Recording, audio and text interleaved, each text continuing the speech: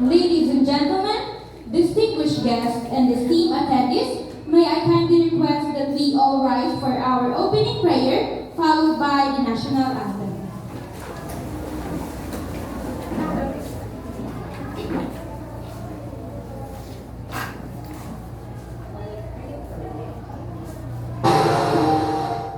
Let us put ourselves in the holy presence of God. Father in heaven, always merciful and giver of life, we humbly ask that you bless each one of us, from the speakers, program committees, guests, and participants. Guide us to make better decisions as we incorporate what we will learn throughout this activity. Thank you for the infinite blessings and countless opportunities. Lord, today as we start our activity, may we always be grateful to learn new things. Shed the light of your wisdom and bless each one, especially our speakers, as they will share their knowledge to us. Through your mercy and grace, may peace and utmost understanding shine and dwell unto us. Almighty God, accompany each one and help us concentrate for us to gain more knowledge as we listen attentively. This we ask in your name. Amen.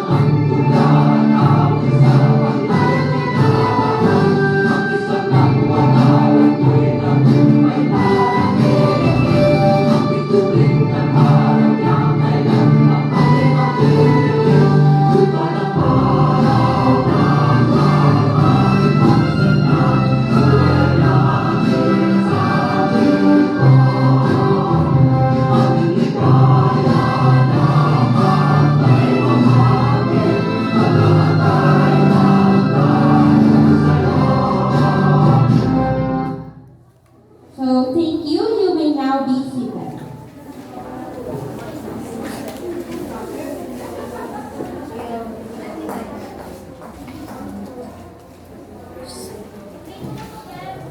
Ladies and gentlemen, distinguished guests, educators and advocates of diverse education, a warm and hearty welcome to Diverse, exploring multi-grade realities and teaching essentials. Today, we stand at the crossroad of innovation and tradition, poised to unravel the intricacies of multi-grade schooling. Under the captivating theme, Beyond Monotony, decoding the multi-grade mosaic, unveiling the why, whoos, and wounds in multi-grade education, we embark on a quest to transcend the ordinary and embrace the extraordinary facets of multi-grade classrooms. Throughout our time together, we'll embark on a profound journey, examining the factors that contribute to the existence of multi-grade schools. We'll dissect the every essence of necessity, uncover the hidden treasures of advantages, and confront the challenges presented by multi-grade classes. Moreover,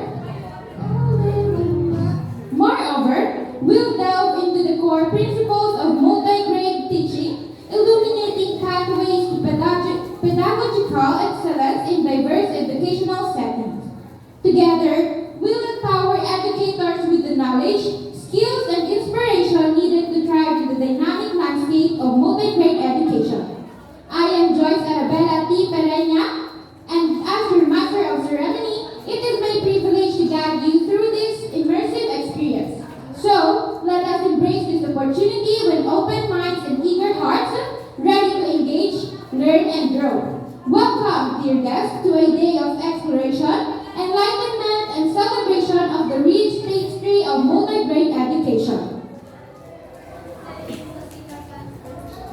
As we commence our seminar session, please join me in extending a warm welcome to Ms. Rizal Ann R. Redome, a second-year Bachelor of Elementary Education student of Bicol University, Bulacan, who will grace us with her opening remarks and set the tone for our seminar session.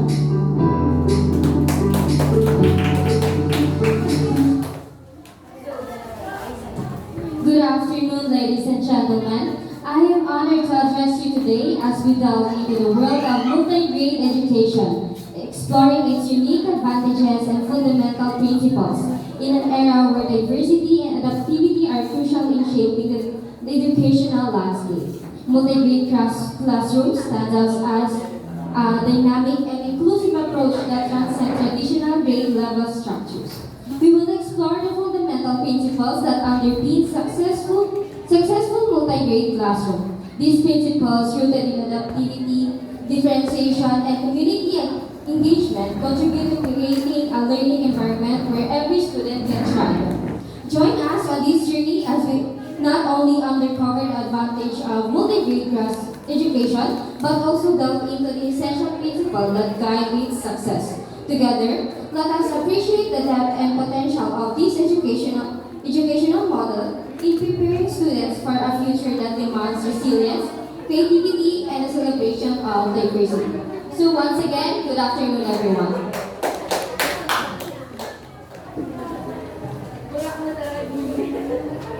So thank you, Ms. Redome, for the wonderful opening remarks. So good afternoon again, distinguished guests. I am honored to stand before you today as we gather for this seminar entitled Diverse, Exploring Multi-Grade Realities and Teaching Essentials with the theme Beyond Monotony, Decoding the Multi-Grade Mosaic, Unveiling the Why, MUHUTS, and books in multi-grade education. It is a privilege to have such a diverse and esteemed group of individuals in attendees, and I am particularly excited to welcome our distinguished guest speakers who have graciously agreed to share their expertise with us. In a world where knowledge is power, our speakers embody the essence of wisdom and innovation. They represent the forefront of their respective fields and have dedicated their lives to advancing knowledge, pushing boundaries, and inspiring others. Please join me as we genuinely welcome our esteemed lineup of guest speakers. We have Miss Trisha May R. Rexosa, a second-year Bachelor of Elementary Education student at Bicol University, Polaki, and a Dean's Lister. And we have Mr. Godwin G. Romero, also a second-year Bachelor of Elementary Education student at Bicol University, Polaki, and a Dean's Lister as well. We have Ms. Rizal Ann R. Redome, a second-year Bachelor of Elementary Education student at Bicol University, Polaki, and a Dean's Lister. We have Ms. Trixie Jane R. Cormatello, a second-year Bachelor of Elementary Education student at Bicol University, Polaki, and a Dean's Lister. Ms. Mel B. Nesho, a second-year Bachelor of Elementary Education student at Bicol University. And Ms. Genevieve R. Rehuso, a second-year Bachelor of Elementary Education student at Bicol University, Polaki. Their contributions to education have not only shaped our understanding but have also paved the way for future generations of thinkers, innovators, and leaders. As we embark on this journey of discovery and enlightenment, let us embrace the opportunity to learn from these luminaries, to engage in meaningful dialogue, and to ignite the flames of curiosity within ourselves. Without further ado, let us give a resounding round of applause to our esteemed guest speakers as we eagerly anticipate the wealth of knowledge and insights they are about to impart. May I call on Ms. Trisha May Arentosa to the stage as she discusses the factor contributing to the existence of multi-grade and its necessity, followed by Mr. Godwin G. Romero. Please give them a round of applause. May I remind everyone to please pay attention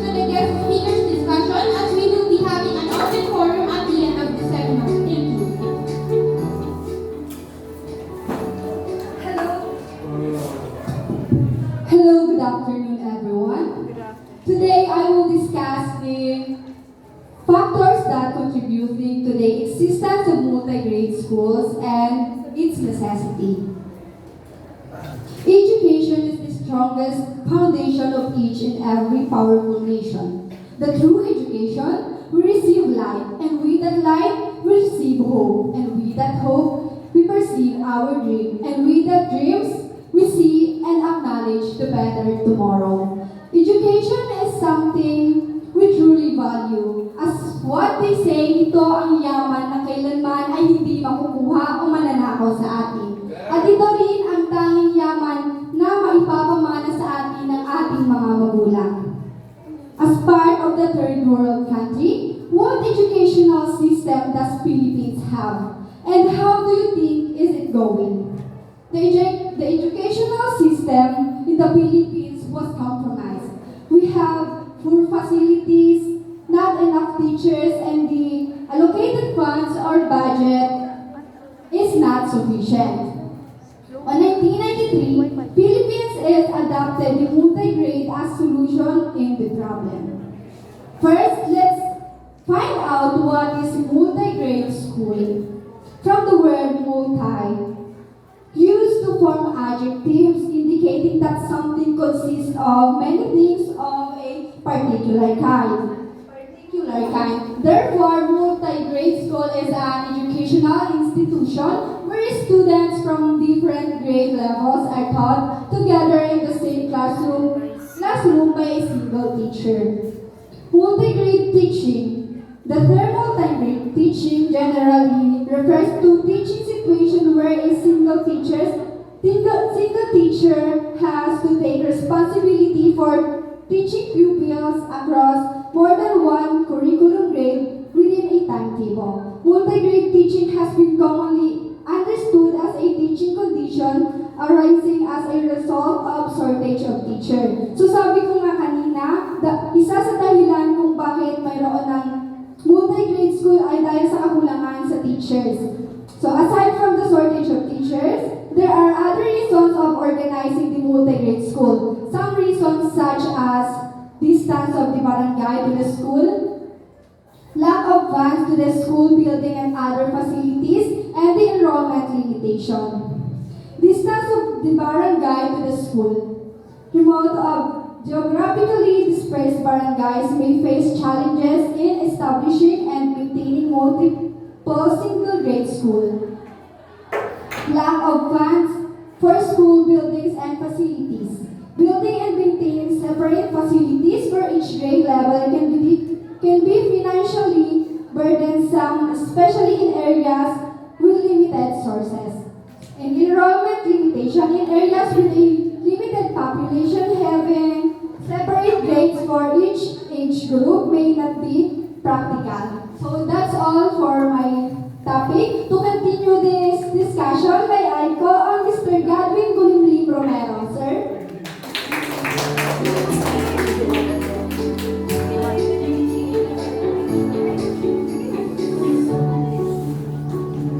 Okay, good afternoon everyone. Good afternoon. My name is Godwin Romero. Today, I will continue the discussion of Miss Tricia May Rentosa. Small and rural communities. Limited resources. Small and rural communities often have limited resources, including a smaller pool of students and a constrained budget. Multi-grade school allow these communities to make efficient use of available resources by combining students from different grades in a single classroom. Small rural communities face unique challenges in providing education. Their limited population means few students and tighter budget, making it difficult to offer the same range of services as larger schools. Multi-grade classroom come to the rescue in this scenario by combining students of different ages and teachers adapt their methods to cater to diverse needs.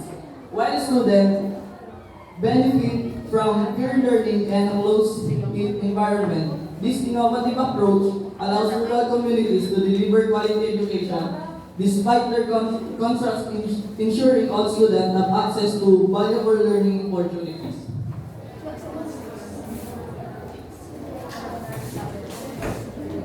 The next is increased teachers' flexibility. Adapting to diverse needs in multi-grade school, teachers need to be flexible in their instructional approaches to cater to students at various academic levels. This adaptability is crucial in addressing the diverse learning needs within a single classroom. Multi-grade schools offer unique benefits for both students and teachers. Firstly, they nurture a strong sense of community. Students of different ages learn and play together, fostering collaboration and building close bonds that extend beyond the classroom walls. For example, yung grade 5 and grade 6 nasa isang classroom. Binigyan ng task ng teacher yung grade 6 student na marunong na magbasa para turuan yung grade 5 student na di marunong magbasa. Kaya, doon sa grade 6 na student, natutulungan nila yung kapwa nila estudyante na nasa grade 5, which is hindi pa marunong magbasa. Kaya, pareho po sila nakakakuha ng benefits. Nakakatulong na sila, natututo pa sila. Next.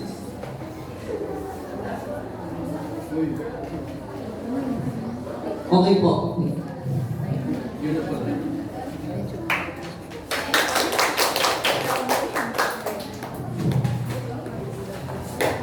So thank you, Ms. Ventosa and Mr. Romero for sharing your expertise and insights with us today. Are you still with us, guys? Yes! So before we go on for the next guest speaker, I would like you all to take a look at your IDs. And as you can see, may mga number yung ID na nilagay namin. So those IDs will serve as your number for our raffle draw. We will be having a raffle draw to be conducted by Ms. Trisha May Arentosa and Mr. Godwin G. Romero.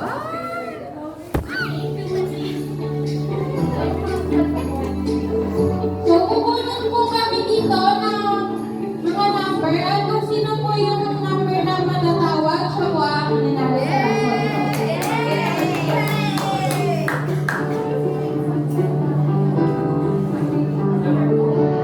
Sa unang numero, number 1, 2, namuro na, dito na, 4, 1, 2, 4. Like, we have Miss Ocampo.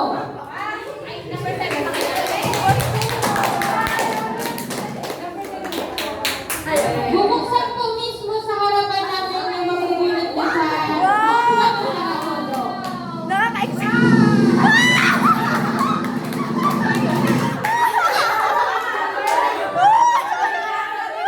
So we have a camera.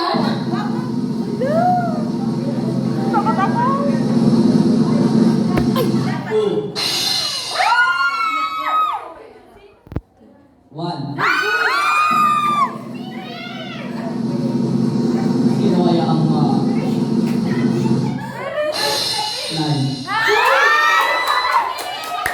219.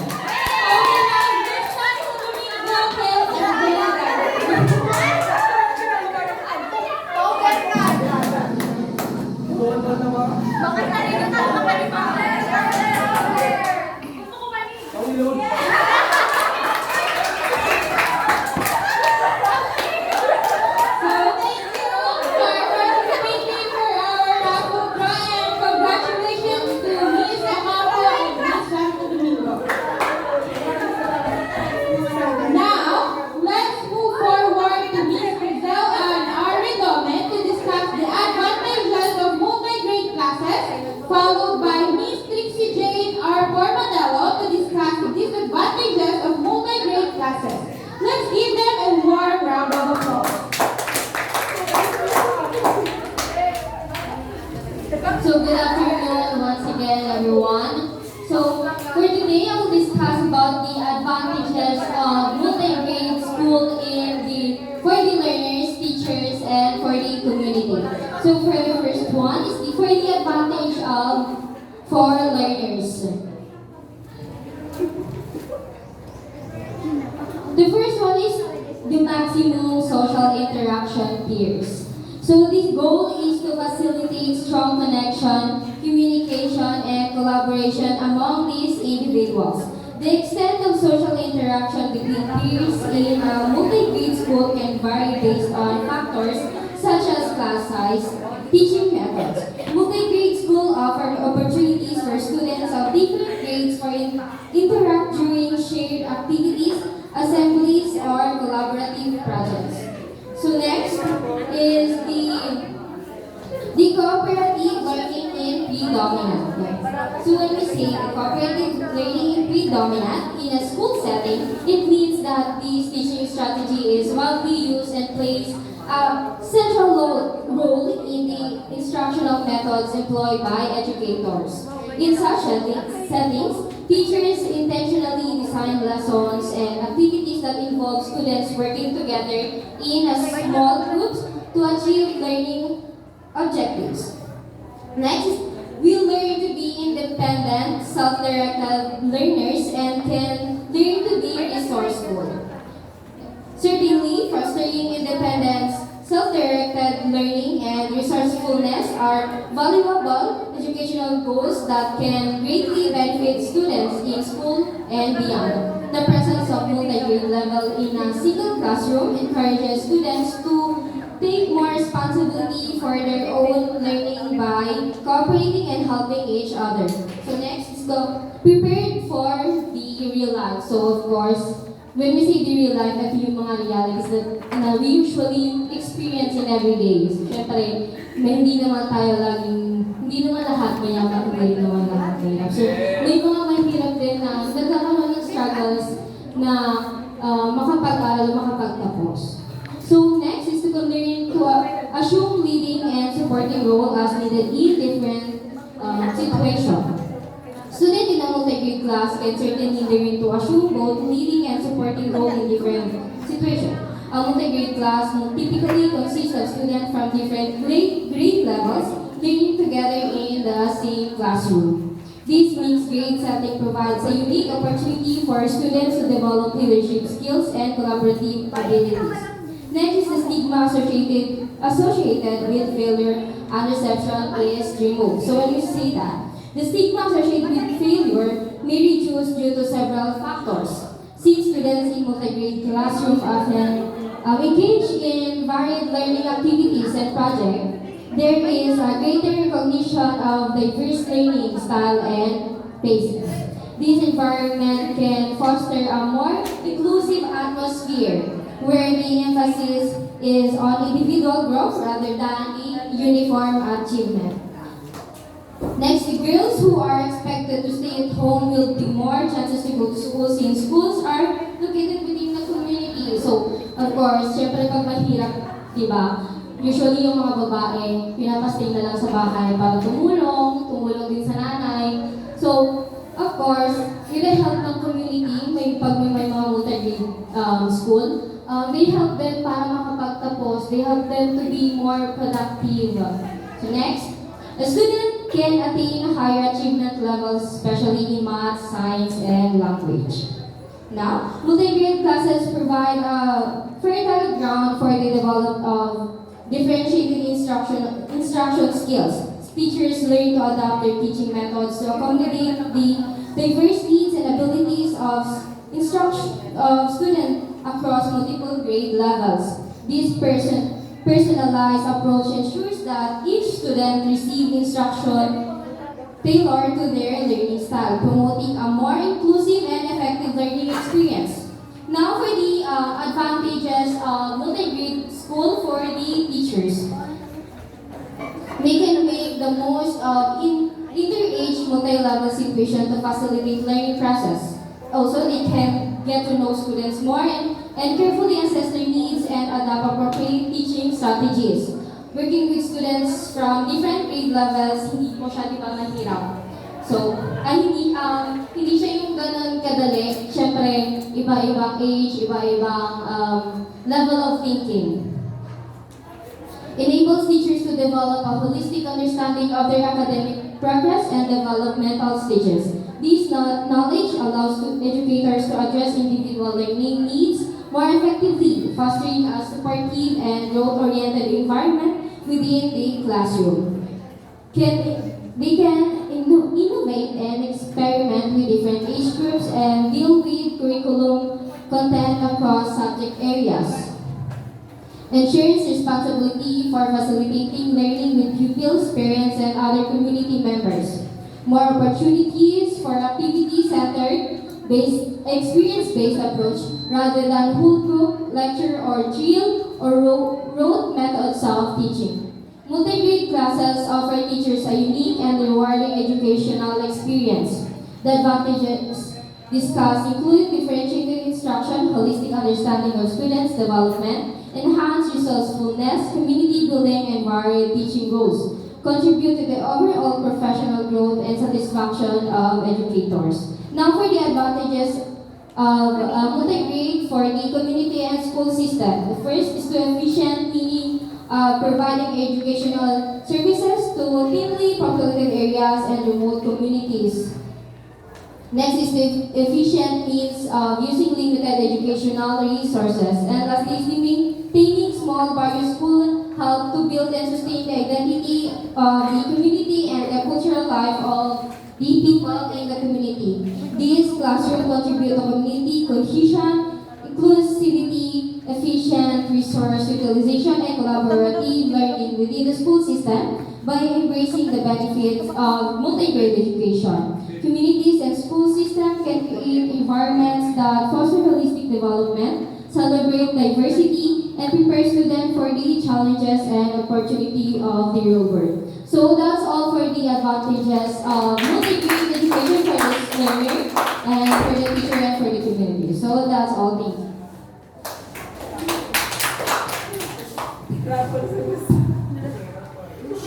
Good afternoon, everyone. Thank you for having me today. It's a pleasure to be here with you. So I'm so excited to share my insights about the disadvantages of multi-grade classes. So before we start the disadvantages, let's first discuss the multi-grade classes. So according to Barry 2010, multi-grade teaching occurs within a graded system of education when a single class contains 2 or more student grade levels. So in other words, these two definitions are saying is multi-grade teaching can be defined as a class consisting of students from different grade levels, ages with various learning abilities, and is managed by one teacher. So the first advantages of multi-grade classes is to finding appropriate resources and teaching materials. So it is hard to find appropriate resources, especially when it's not accurate to the learners. So next is organizing appropriate groupings within the class, especially when a personalities clash. So it can cause some difficulties for teachers and students because we are facing the multi-grade classes. So building an effective self-access center in class. Next is determining the individual needs of each student. Because everyone of us, we have different needs in school. So next is ensuring that all students remain challenged and interested. So we are not aware if all students are being aware to the teachers because they have level of students. So next is a multi-grade system is difficult to implement in large schools with a heavy population. So mahirap po talaga mag-implement na sobrang dami ng population in schools. Textbooks in use for teaching only mean the need for multi-grade teaching. Next is schools practicing multi-grade teaching often suffer from inadequate material resources. So next is in remote areas, teachers' passivity, irregularity in planning, non-accountability, and engagement in non-academic pursuits create disadvantages of multi-grade classes.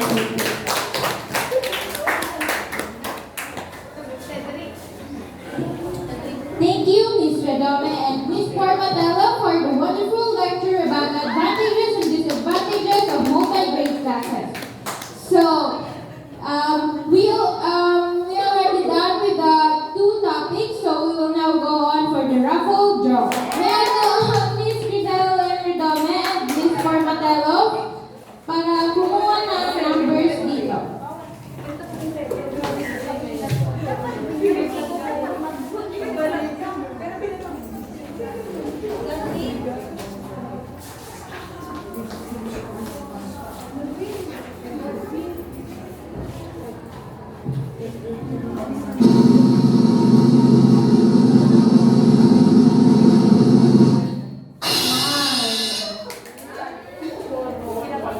Next, 2.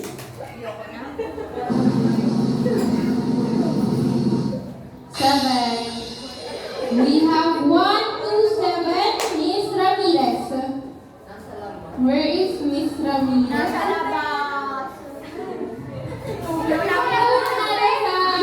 Raffle draw.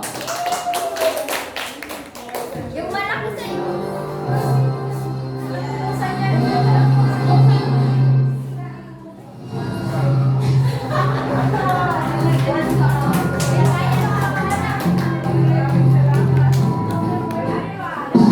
one.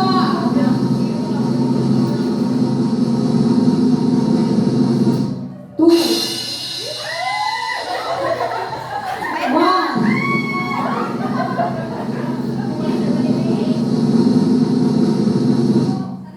Four. We have 214, Mr. Sandra.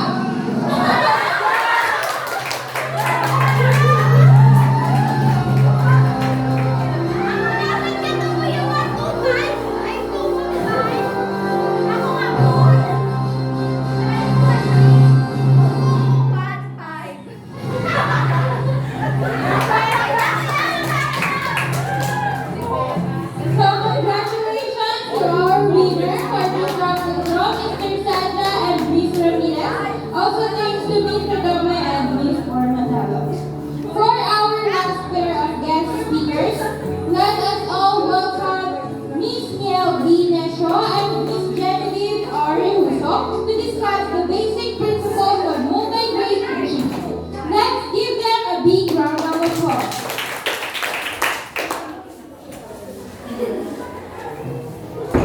So good afternoon, everyone. I will be discussing the principles in teaching multi-grade. So number 1, children are unique. So every child has its own needs, interests, experiences, and hobbies of their own. Each one of them has differences and similarities with each other, whether in terms of physical, emotional, and intellectual. But it doesn't mean that they aren't unique individuals because each one of them is unique on their own. So, yung mga bata talaga is napaka-unique. Ang dami nilang nadi-discover na hindi natin alam, kunyari mga words na ngayon lang natin malalaman. So number 2, children learn best from experience. Tama nga naman kasi hindi natin malalaman na ganito pala yung pag-aaral kung hindi natin ma-experience, di ba? So although reading books, materials, memorizing facts, and doing some paper pencil tests is one of the important things in learning development. Still, it is not enough to provide learning experiences to the child. To stimulate their senses, students should explore their environment, experience doing activities by their own hands, and interact with people. Number 3, children can do and learn well from one another. So when working with common goals, students can support each other. They can be honest with one another and learn together. Through group collaborative and peer learning, students can help each other. They can share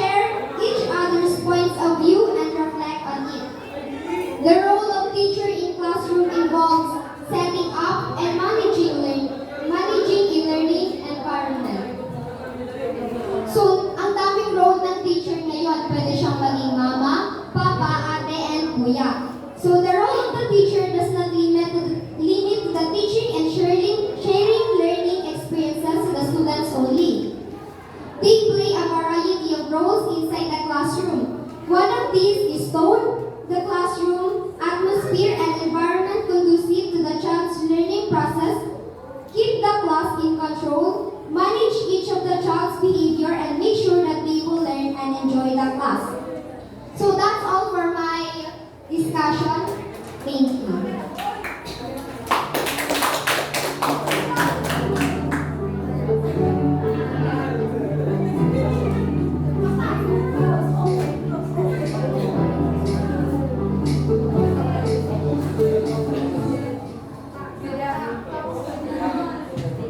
Good afternoon, everybody. Isip pa ang lahat.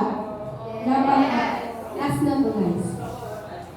So, to continue the discussion of Miss Miel about basic principle in teaching multi-grade, I'm here to continue. Okay, the basic principles in teaching multi-grade is the implementation of the school curriculum must take into consideration the varied abilities, levels, and interests within particular group.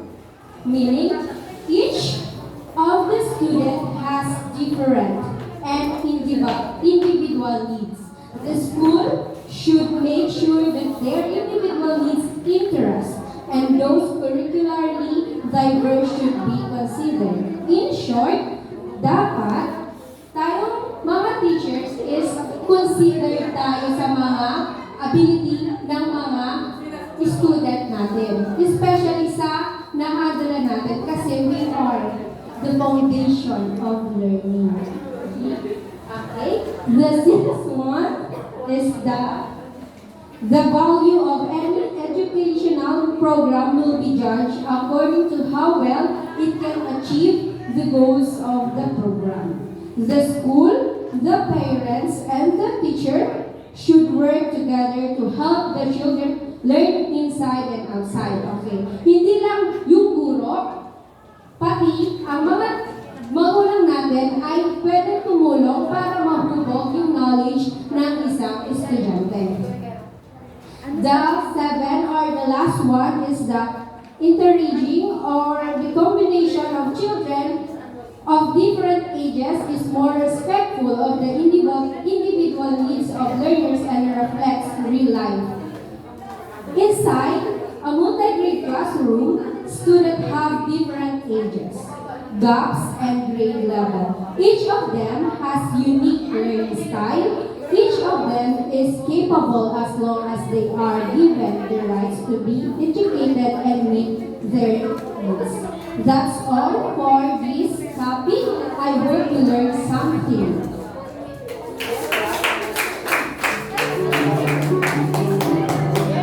Thank you, Ms. Nesha and Ms. Piruso for the wonderful lecture. So once again, we will be having a raffle draw conducted by Ms. Nesha and Ms. Piruso.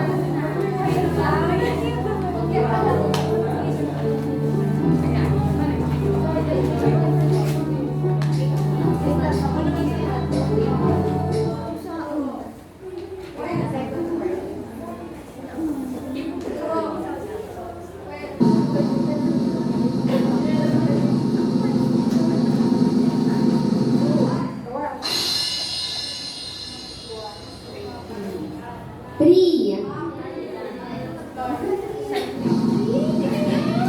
One.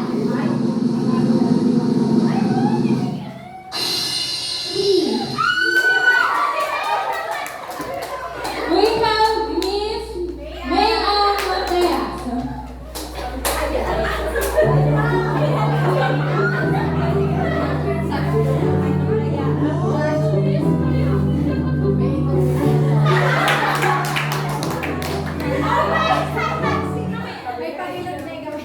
So let's have another one.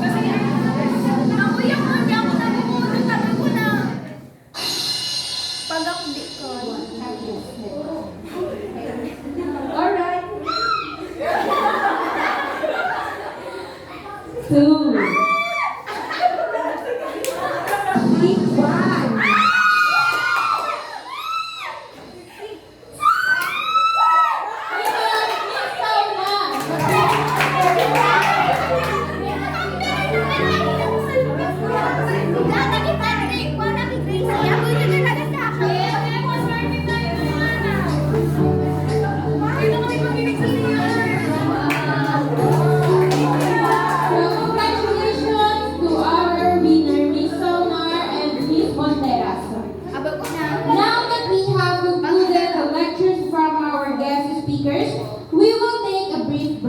before starting our open forum for this seminar session, we have a special treat for all of you.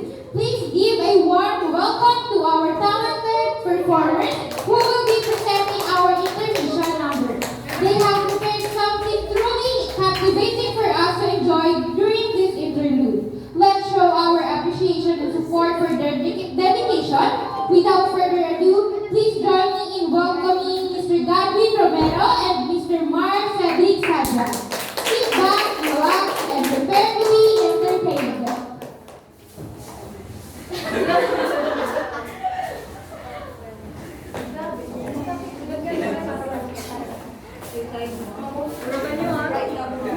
Don't expect po sa amin.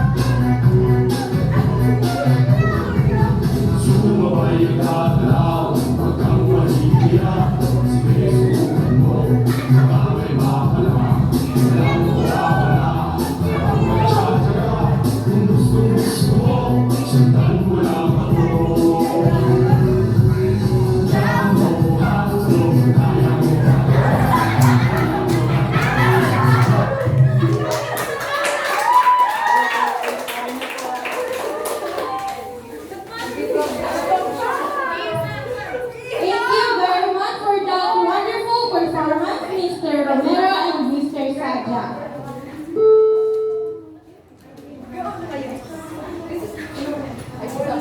Ladies and gentlemen, now that we've had the privilege of hearing from our esteemed guest speakers, it's time to open the floor for discussion. Your insights and questions are invaluable, and we welcome your active participation in this open forum. If you have any questions, comments, or thoughts to share, please raise your hand and I will pass you the microphone. Please keep your questions concise and relevant to the topics discussed today. We appreciate your enthusiasm and eagerness to engage in meaningful dialogue. Without further delay, let's begin our forum session. So, do you have any questions po ba about our seminar session for today? So, it seems that all of you really learned a lot for today's session. So, before we go to the awarding of certificate ceremony, I have the opportunity to do or conduct the raffle draw for our grand winner today. For the grand prize.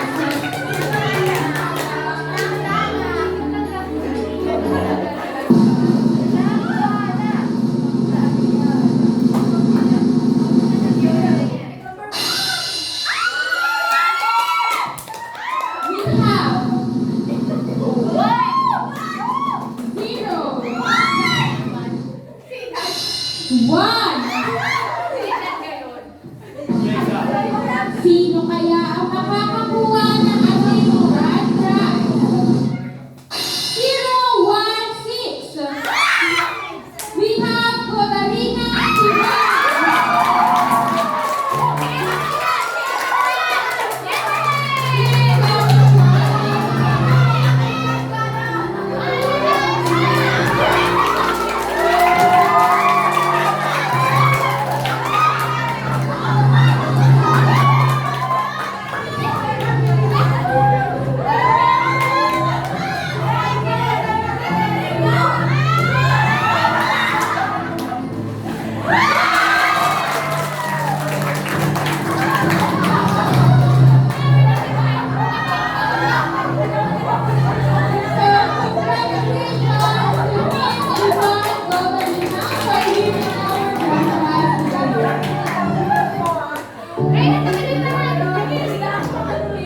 As we draw to a close, it's time to recognize the outstanding contributions of both our participants and guest speakers. I am honored to present certificates of recognition to each of our esteemed guest speakers for their expertise and dedication.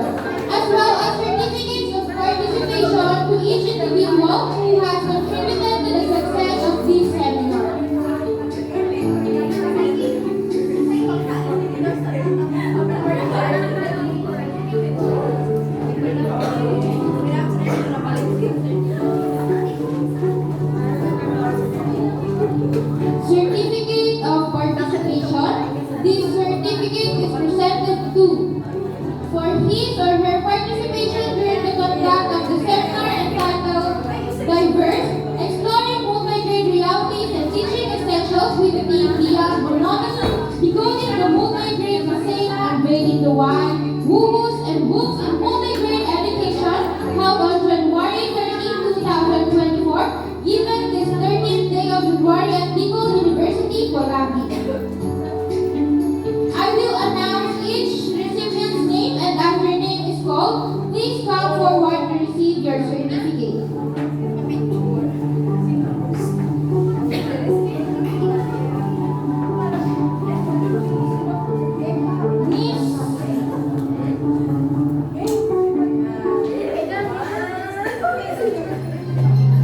Miss Micaela Donna B. Macalera.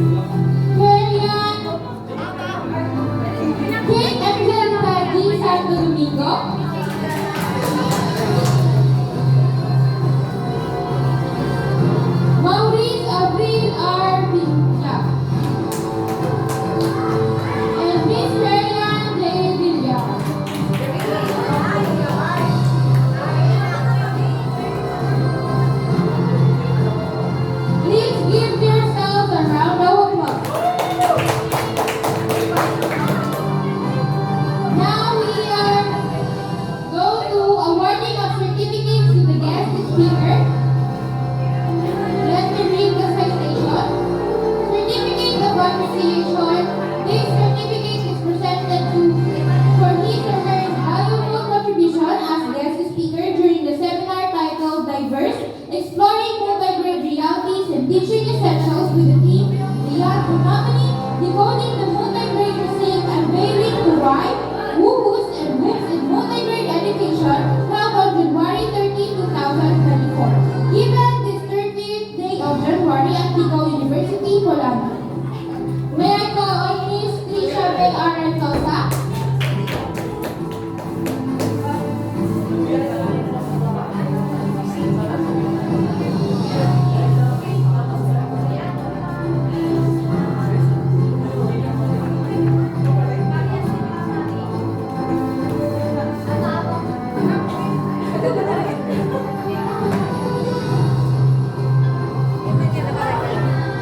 Mr. Godwin G. Romero?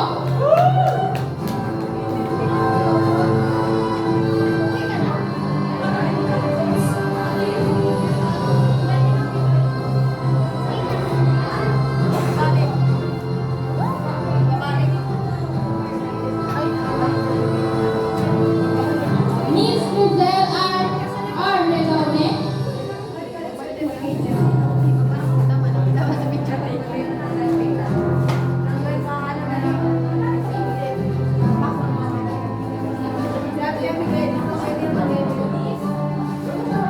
Miss Trixie J. R. Formatelo?